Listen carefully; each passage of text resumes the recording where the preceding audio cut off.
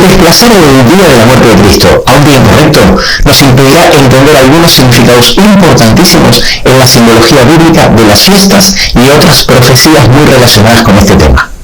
Tradicionalmente, el cristianismo en general recuerda la Semana Santa conmemorando el viernes la crucifixión de Jesús, el sábado su reposo en el sepulcro y el domingo de resurrección. Sin embargo, Jesús varias veces relaciona su muerte con 3 días, y en Mateo 12:40 hace una afirmación profética donde dice que así como estuvo Jonás en el vientre del gran pez 3 días y 3 noches, así estará el Hijo del Hombre en el corazón de la tierra 3 días y 3 noches.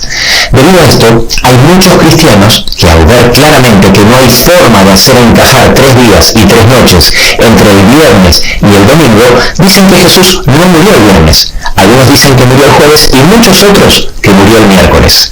Te invito a que te quedes conmigo hasta el final para que juntos resolvamos de una vez por todas el día de la muerte de Cristo, armonizando todos los versículos.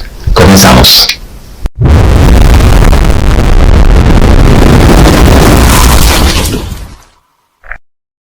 Si Jesús murió el viernes poco antes de la puesta del sol del sábado y resucitó el domingo por la mañana, tal como dice Marcos 16:9, es evidente que es imposible encajar los 3 días y las 3 noches entre esos dos acontecimientos.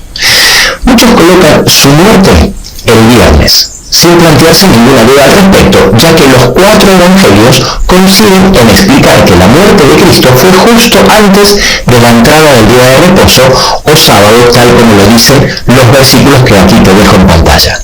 Sin embargo, el hecho de que la Biblia diga que al otro día de la muerte de Cristo era sábado no significa absolutamente nada por el siguiente motivo. Se sabe con seguridad que Cristo murió un día 14 del mes de Nisan, que coincidía con la Pascua y el sacrificio del Cordero Pascual.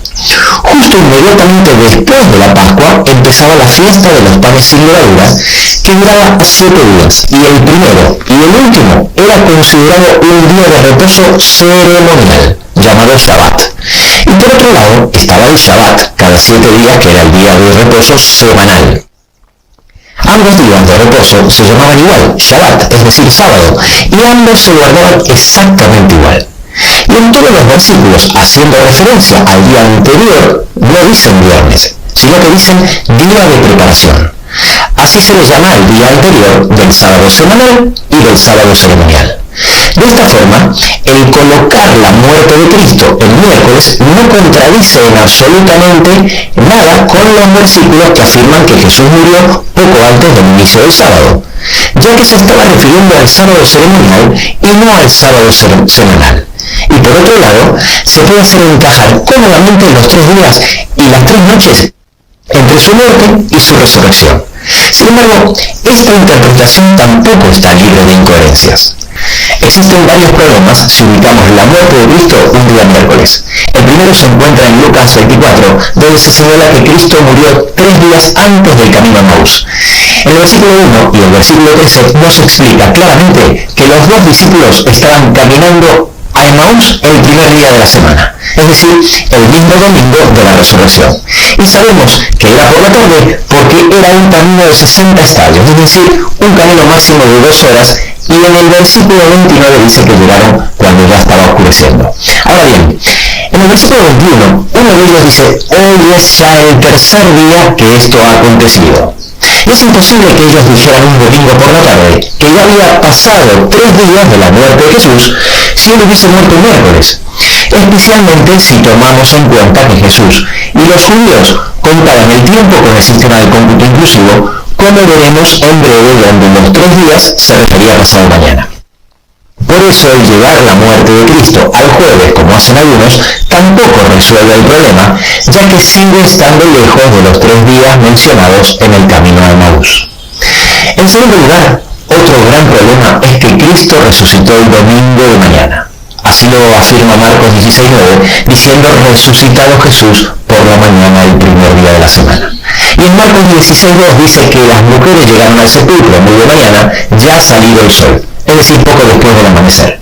Si Cristo hubiese muerto un miércoles, ni aunque tomemos los 3 días como 72 horas, llegamos al domingo a la mañana, sino que Jesús tendría que haber resucitado a más tardar un sábado por la noche, contradiciendo lo que dice Marcos 16. Y si ponemos la muerte de Cristo un jueves, tampoco coincide, ya que 3 días completos llevaría la resurrección al domingo a la tardecita, y si tomamos los 3 días, tal como veremos que contaban los judíos, también coloca la resurrección durante el sábado. Y en tercer lugar está el texto de Juan 19:31, donde llama al día de reposo, que empezó pocas horas antes, después de la muerte de Cristo, un día de reposo de gran solemnidad. Literalmente un sábado grande, un mega sabbat. Muchos argumentan que se le llamaba así a los sábados ceremoniales, pero eso no es así por 2 motivos. En primer lugar, porque había muchos sábados ceremoniales durante el año, 7 para ser exactos, y en segundo lugar porque esos sábados se guardaban y se llamaban exactamente igual que los sábados semanales. La palabra Shabbat, que hace referencia al sábado, aparece más de 100 veces en el Antiguo Testamento, pero la palabra Shabbatón o la frase Shabbat, Shabbatón, aparece solo 10 veces en la Biblia. Ahora bien, como en algunas ocasiones se le adjudica a algunas fiestas ceremoniales la palabra Shabbatón, y algunas de ellas aparecen en Levítico 23, que es donde enumera los 7 sábados ceremoniales, entonces algunos argumentan que se le llamaba Shabbatón porque eran sábados especiales, y por eso Juan llamó en griego en el Nuevo Testamento sábado grande o un mega sabbat al sábado posterior a la Pascua. Sin embargo, esta conclusión no tiene sentido por el siguiente motivo. De las 10 veces que aparece la palabra Shabbatón, se le adjudica más veces al sábado semanal y anual que a los sábados ceremoniales. Aquí en pantalla te dejo los versículos donde se le llama Shabbat, Shabbatón, al sábado semanal. Cabe destacar que en el último ejemplo de Levítico 23:3, justamente en el capítulo donde explica los 7 sábados ceremoniales, al principio en la introducción del capítulo habla del sábado semanal, reivindicando su importancia y dejando bien claro que el sábado semanal también es una fiesta solemne y además lo llama Shabbat, Shabbatón. En Levítico 25:4 y 5 2 veces describe como Shabbatón al reposo anual, es decir, al 7º año en el que se debía dejar descansar a la tierra después de 6 años de siembra. Y también describe como Shabbatón a las fiestas ceremoniales, sí, pero no a todas, solo a 3 de ellas, justamente a los 4 sábados ceremoniales de las fiestas de otoño. A la de las trompetas en Levítico 23:24, al día de expiación en Levítico 23:32 y en Levítico 16:31, que es donde el capítulo donde explica con detalle cómo se debía celebrar el día de la expiación, y finalmente también era Shabbatón, el primer y octavo día de la fiesta de los tabernáculos, tal como explica Levítico 23:29. Los sábados de las fiestas de primavera relacionados con la Pascua nunca, insisto, nunca fueron considerados Shabbatón, para que nadie ponga su atención en el día, sino en el sacrificio pascual que ocurría al inicio de esas fiestas.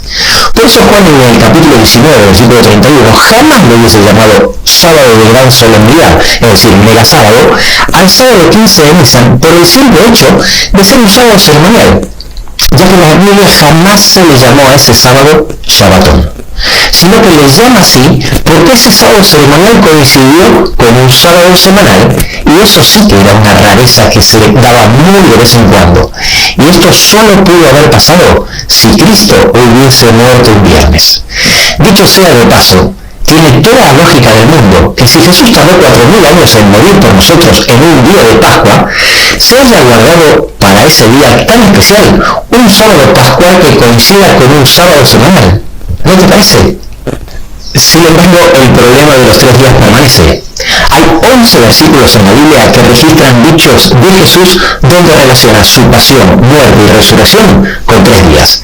En 10 de ellos, que te muestro en pantalla y analizaremos más adelante, habla simplemente de 3 días, pero uno específicamente en el que hemos mencionado, Mateo 12:40, habla de 3 días y 3 noches. Dice, porque como estuvo Jonás en el vientre del gran pez 3 días y 3 noches, así estará el Hijo del Hombre en el corazón de la tierra 3 días y 3 noches.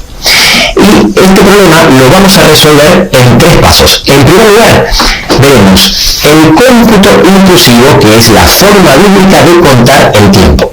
En segundo lugar, analizaremos desde dónde Jesús contaba los 3 días. Y en tercer lugar, vamos a descubrir el significado de la frase corazón de la tierra.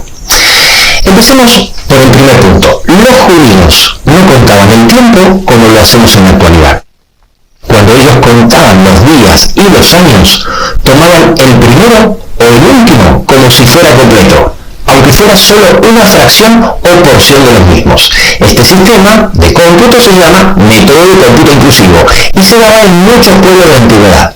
Y lo podemos ver continuamente en la Biblia. Vamos a ver algunos ejemplos, como el caso del día que se debía realizar la circuncisión de un niño. Tal como lo ordenaba Levítico 12:3, se debía circuncidar a los niños al octavo día de su nacimiento, coincidiendo con lo que dice Lucas 1:59, donde también explica que al octavo día vinieron para circuncidar al niño cuando había nacido Juan el Bautista. Sin embargo, en Génesis 17:12, expresado con el cómputo inclusivo, dice que a la edad de 8 días será circuncidado todo varón, y lo mismo ocurre en Lucas 2:21 cuando dice cumplidos los 8 días, cuando circuncidaron a Jesús, haciendo coincidir el octavo día del nacimiento con la frase 8 días de edad u 8 días cumplidos. Nosotros, en Occidente del siglo XXI, jamás contaríamos de esta forma, porque nunca tomaríamos el primer día de edad o el primer día cumplido al día del nacimiento, sino que recién contaríamos el primer día 24 horas después del nacimiento, y por consiguiente, cuando hablamos de 8 días de edad o cumplidos 8 días, entendemos que debían pasar 8 días completos desde el nacimiento hasta que se circuncidase al niño, lo cual ocurriría en el noveno día, nunca el octavo. No así para el cómputo inclusivo utilizado en la época bíblica para muchas civilizaciones semitas, que contaban el día de nacimiento como el primer día, y así hasta llegar al octavo, sin importar a qué hora el niño había nacido ni a qué hora el niño era circuncidado, tomando, tal como indicamos arriba, una fracción del primer día y una fracción del último día como si fueran días completos. Exactamente lo mismo pasa cuando la Biblia hace referencia a 3 días. Vamos a notar que aunque usan frases como al tercer día, por 3 días, de aquí a 3 días, 3 días noche y día, 3 días después, nunca se refiere a 3 días completos, es decir, a 72 horas, sino que simplemente se refiere al pasado mañana, y donde se ve que contaban el primer y último día como completo, aunque fuera solo una porción de los mismos. Uno de los textos más claros es el ejemplo de la primera frase, al tercer día, dicho por el mismísimo Jesús en Lucas 13:32-33, cuando habla de hoy, mañana y al tercer día, y luego vuelve a repetir hoy, mañana y pasado mañana. Con este versículo queda clarísimo que cuando Jesús hablaba del tercer día, se refería a pasado mañana. Ahora bien, llegado a este punto y antes de seguir avanzando, quiero hacer un pequeño paréntesis para aclarar que soy muy consciente que esto resuelve parcialmente el problema, ya que resuelve los 10 versículos que mencionamos anteriormente, donde Jesús habla de 3 días, pero no resuelve el texto en cuestión de Mateo 12:40, donde dice también 3 noches. No lo resuelve por ahora, pero ten un poco de paciencia y acompáñame hasta el final del video y verás como todo te quedará muy claro, especialmente después de ver el segundo y el tercer punto. Pero antes de analizar esos 2 puntos, es necesario que el primer punto, donde explicamos el cómputo inclusivo, quede totalmente claro. Así que sigamos con los ejemplos.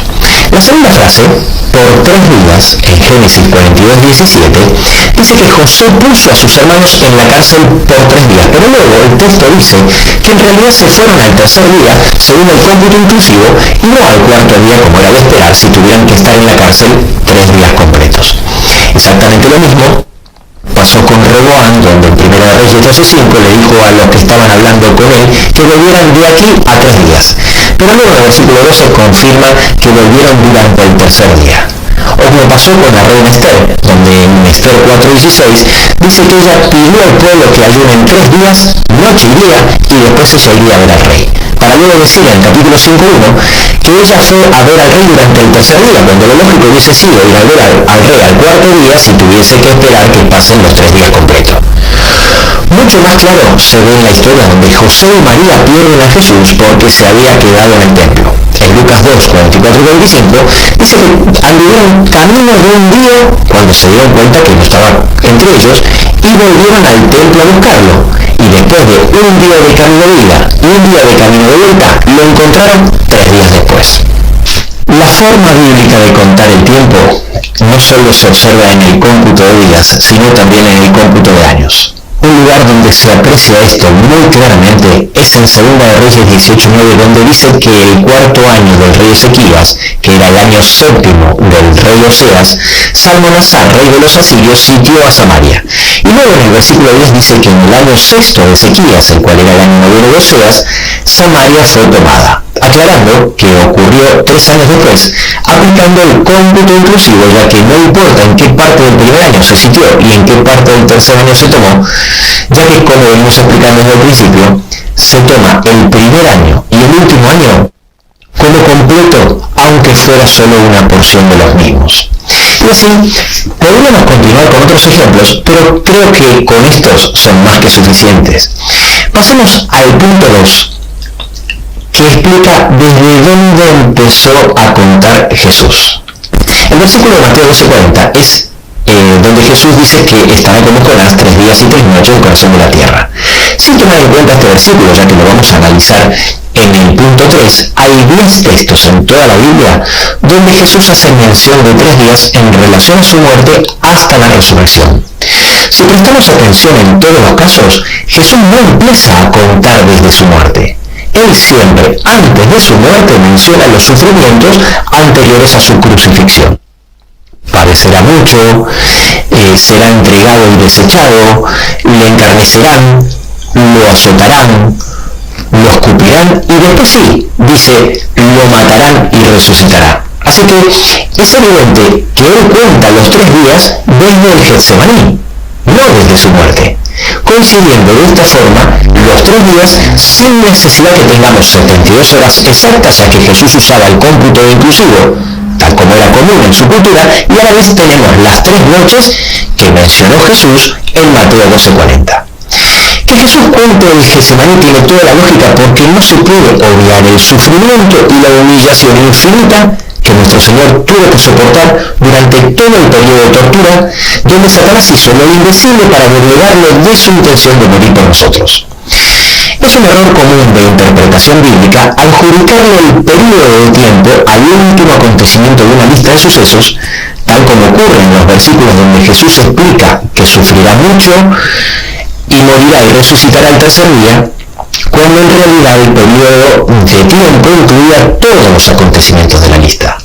Otro caso que nos sirve de ejemplo donde normalmente ocurre la misma confusión es la profecía de los 400 años de Génesis 15:13, donde Jehová le dice a Abraham: ten por ciento que tu descendencia morará en tierra ajena, será esclava allí y será oprimida 400 años. Al ver este versículo, muchos cristianos llegan a la errónea confusión que el pueblo de Israel estuvo esclavizado unos 400 años y nada más lejos de la realidad, ya que de la misma forma el periodo de tiempo incluye todos los acontecimientos de la lista y la profecía empieza a contar desde que la descendencia de Abraham entró en tierra ajena, es decir, en Egipto, y esto se cumplió cuando la egipcia Agar se marcha a Egipto con Ismael. Así que con estos 2 puntos aclaratorios, 1, la forma bíblica de contar el tiempo usando el cómputo inclusivo, y 2, entendiendo desde dónde Jesús empieza a contar, tendríamos el problema resuelto. Insisto, para que no quede ninguna duda, Jesús contaba los 3 días sin necesidad de que tengamos 72 horas exactas, usando el sistema bíblico utilizado por siglos por los judíos llamado cómputo inclusivo. Y a la vez, al contar desde el Getsemaní, tenemos las 3 noches que mencionó Jesús en Mateo 12:40. Pero para que estemos más seguros de que llegamos a la conclusión correcta, vamos a analizar el tercer punto, donde vemos el significado de la frase corazón de la tierra. Como podemos ver, Mateo 12:40 es una frase de Jesús totalmente diferente a los otros 10 versículos. No solo porque es el único que menciona las 3 noches, sino que también porque es el único donde él se refiere a que durante 3 días estará en el corazón de la tierra. Cuando Jesús dice el corazón de la tierra, sabemos que se refiere a una frase simbólica y no literal, por 5 motivos. En primer lugar, porque toda la frase es una profecía de lo que va a ocurrir. En segundo lugar, porque no estuvo literalmente en el corazón de la tierra, ni siquiera estuvo debajo de la tierra, sino sobre ella dentro de una cueva. En tercer lugar, porque la tierra simboliza coincidentemente a las personas que arrestaron a Jesús y se encargaron de hacerlo padecer hasta la muerte. Esta simbología la explico un poco más profundamente en este video del cual aquí arriba te dejo el link, pero de todas formas lo vamos a desarrollar aquí brevemente. Según la parábola del sembrador de Mateo capítulo 13, cuya interpretación no deja lugar a dudas, ya que la interpreta el propio Jesús, cuando la semilla que representa la palabra de Dios prospera, da fruto a 100 por uno. Pero en varias ocasiones la semilla no prospera. Por diferentes motivos, la palabra de Dios es rechazada y solo queda tierra. En el libro de Ezequiel 22, hablando sobre aquellos sobre los cuales él derrama su enojo, los describe como tierra seca, diciendo: tú no eres tierra limpia ni rociada con lluvia en el día del furor. Por consiguiente, en la Biblia, cuando se habla de tierra en sentido simbólico, es decir, solo tierra sin verde o tierra seca, se está refiriendo a los seres humanos que viven ajenos a la palabra de Dios o la abandonaron.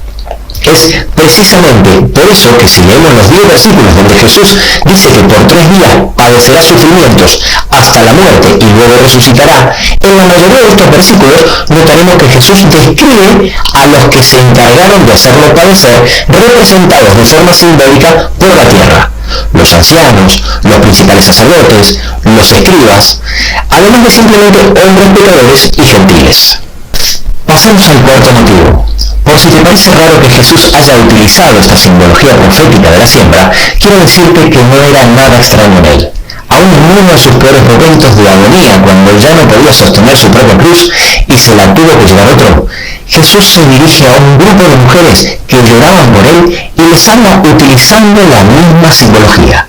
Él les dice en Lucas 23:31, porque si en el árbol verde hacen estas cosas, en el seco, ¿qué no se hará? Y por último, el quinto motivo es que él dijo que estaría en el corazón de la tierra como Jonás estuvo en el interior del pez. Por consiguiente, es la historia de Jonás la que nos debe arrojar luz sobre el significado de la frase. ¿No te parece? Jesús dijo que él estaría en el corazón de la tierra como Jonás estuvo en el interior del gran pez. Tan pronto Jonás se encuentra en el interior del pez, realiza una oración a Dios que es una tipología increíble y maravillosa, con frases propias de la agonía de Cristo en el Getsemaní. En Jonás capítulo 2 tenemos registro de esa oración, que entre otras cosas dice: invoqué en mi angustia a Jehová, y él me oyó, desde el seno del Seol clamé. Desechado soy de delante de tus ojos, mas aún veré tu santo templo.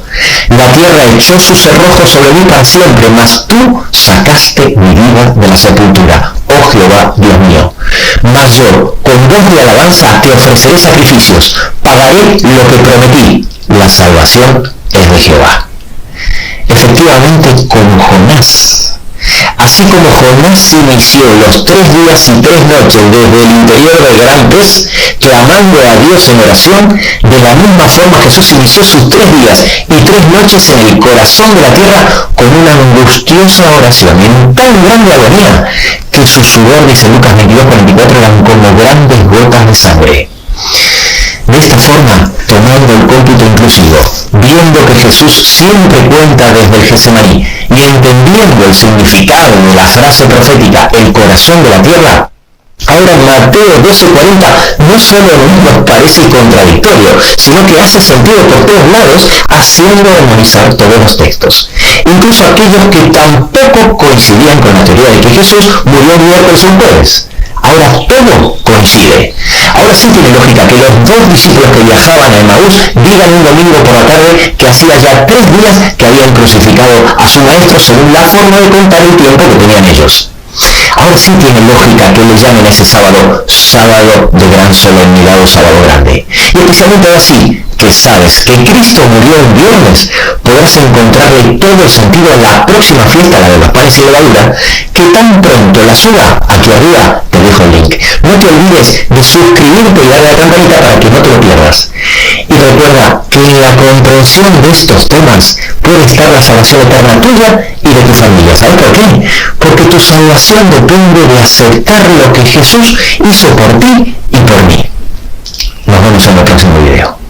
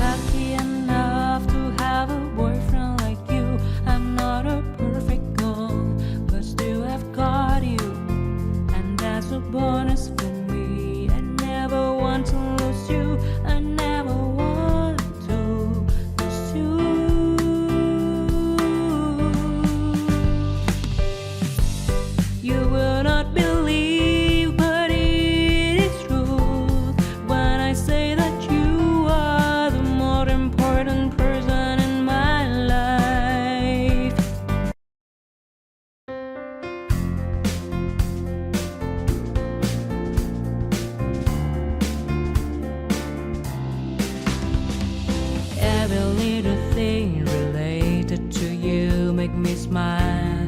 I know you are doing hard work to make things possible. I want to let you know that I am with you, and I will be forever. Every little thing related to you make me smile. I know you are doing hard work to make things possible. I want to let you know that I am with you, and I will be forever. When you talk, I want to listen to you for hours. When you are there beside me, I feel like looking at you all the time. My love for you will never really change. Just want to tell you that you mean a lot to me.